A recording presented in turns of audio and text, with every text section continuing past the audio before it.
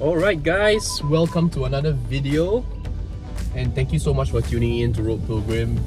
Today is actually a pretty interesting day because it's one of those few days that I actually get to drive my own car, which for those of you who don't already know, my own car is actually a 2012 BMW 523 F10. So I thought, as I'm going about my day and trying to run some errands, I thought I'll do a quick video to share with you some of the considerations I had when purchasing this BMW F10 523, because in the current COE market, which some of you know is extremely high, buying a brand new car can be a pretty daunting feat or pretty daunting thing financially to do. So, but naturally, purchasing a COE car comes into the picture or comes to the mind of some of the consumers out there, right? And I think I was in a very similar situation where I really just couldn't bear to part with the amount of money that I would need to spend for a brand new car. And so I was looking for something good to buy, and I ended up with a BMW F10 for a few key reasons. To start things off, the very first reason is that I think the BMW F10 is one of those cars that look very versatile, in a sense where the car has the ability, when in completely stock form, to look like a very mature, very stately car, a little bit of a tauke car if you will. But at the same time, if you're willing to put on some aesthetic upgrades, the car actually can look very aggressive as well. And the general shape of the car lends itself to be a very conducive base for people to do these modifications. And I myself have done quite a few modifications to the car in terms of its aesthetic and just a little bit in terms of its performance. But I'll share all that with you in another video. Today's video is really just about why I bought the car, and perhaps some of these insights will be helpful to anybody who's also considering buying a COE car, specifically a BMW F10. The second reason has to do with drivetrains. And to orientate viewers who are not so familiar with the F10 range, there were basically four key models, aside from the M5 of course, four civilian models if you will, that were being sold at the time. So the first one was of course a 520, which runs a 2-litre 4-cylinder engine, and that's turbocharged. And then you got the 523, which is the last of the 6-cylinder naturally aspirated engines, and this is a straight 6. Up the line you have a 528, which is actually a 2-litre turbocharged engine as well, 4-cylinder, just tuned to a slightly different spec from the 520. And of course that's, in terms of power, that's probably more powerful than the 523. And then further up the line you've got your 535, which is of course quite a performance model, runs a 3-litre straight 6 turbocharged. So I think for me, the main considerations were between a 523 and a 528. Why did I consider 528? Reason why I considered 528 was because in the COE market, 528 actually, the depreciation is actually fairly evened out with a 523, in a sense where the depreciation amounts are not actually too far apart. So actually pretty worth considering. And also, if you consider that it runs a 2-litre engine, road tax on the 528 is actually lower than the 523. So if you are, into specifics, then that's something that you should probably pay attention to. But in the end, I decided to pay a little bit more for the 2.5-litre straight 6 that is in this 523. Pay a little bit more, meaning in terms of road tax. The reason why I decided to pay a little bit more is because from a perceived reliability standpoint, the 523 does have a few advantages, and those advantages of course have to do with the fact that it is not a turbocharged car. So of course in older cars, when your ECUs are not so on point anymore, your sensors may not be working so completely well anymore, there's always this chance that you get things like fuel trim issues, where basically the oxygen and petrol mixture is a bit wonky, or at least the car senses that it's a little bit wonky, and then that's a little bit harder to fix in a turbocharged car, just simply on the basis that you've got more components, right? But I guess from my standpoint, the 523 would have been easier to maintain because there's just less components to deal with. There is a downside to all this though, because if you're looking at the car from a tuning modification standpoint, the 523 does have a little bit less wiggle room for you to tune.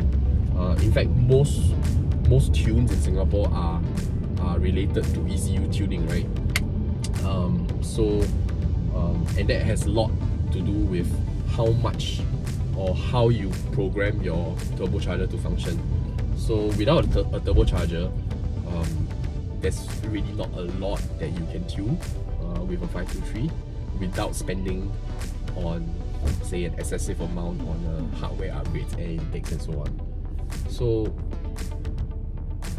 not to say that a 528 is more unreliable than a 523, or not to say that a 523 is more reliable than a 528. I think it all boils down to how the previous owner maintained it and dealt with the car as well.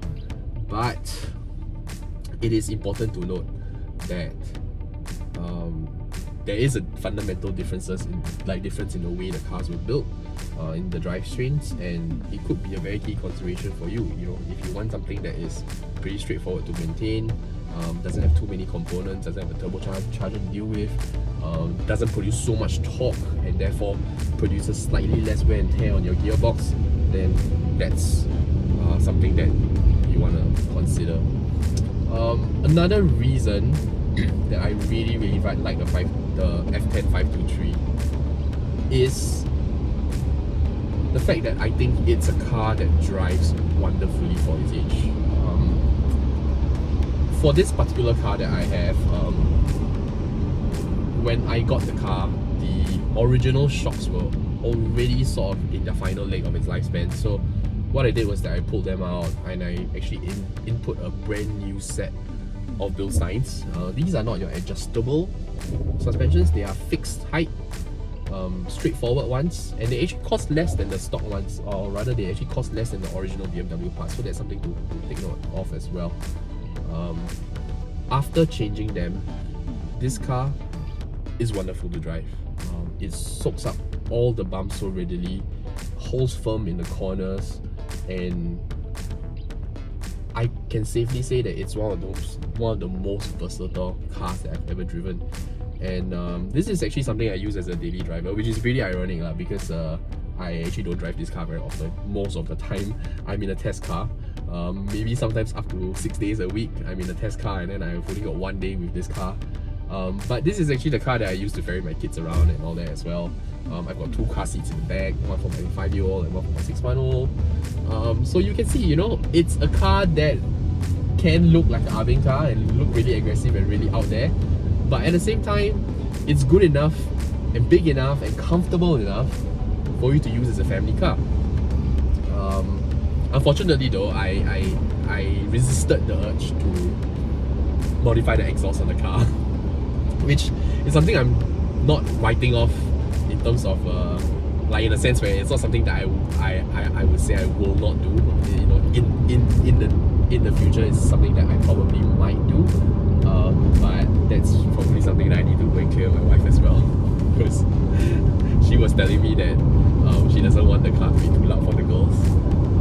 But then I was also making a counter argument that kids kind of sleep well when there's white noise, right? So if we're cruising around and there's a nice little burble as well, like, you know, I don't think that's particularly bad from putting a kid to sleep kind of standpoint. As it's an old car, you do have to deal with some stuff.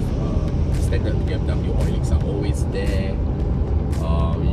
I actually just changed the ECU on this car as well, because the ECU got fried, which is very typical of old cars, right? But that's, you know, you do have to put in some effort and a little bit of money, spend some time in the workshop.